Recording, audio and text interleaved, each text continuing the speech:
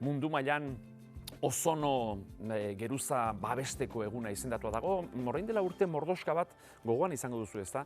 Ozono geruza, zulo izugarria zegoela eta, ozonoak azken batean badu bere zeregina, ezta? Gizakiok babestu egiten gaitu, natura babestu egiten du eta orduan zientifikoak eta ados ipini ziren da esan zuten zeo zer egin beharra dago, ezta?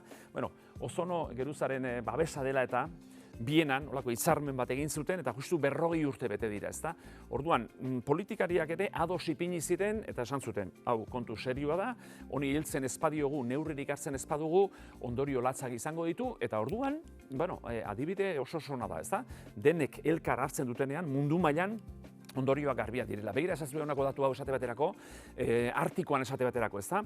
Ozono zuloa oso handia izan zen, 2024an, alegia aurreko urtean, errekorreko balioak neurtu zituzten, baina onerako, alegia, ozono asko sortu zela. Desagertu egiten da, eta baita sortu ere, eta oraingo honetan, beti ari gara ez da, normalean datu txarrak ematen, edo pixkat beldurra sartzen eta, ozonoaren datuak oso onak dira. 2076-ako, alegia, ikusten duzuenez, 40 urteren buruan, ozono kopurua guztiz berreskuratzea espero dute. Baina lanean jarraitu beharra dago. Esan bezala, zientzia etengabe ari da ozonoa berreskuratzeko zer egin behar den esaten, eta nunbait politikariak kasu egiten kasu honetan, eta hori da, adibide garbia, ez da? Nazioarteak elkarlana egiten duenean, lortzen dira gauzak, ez da?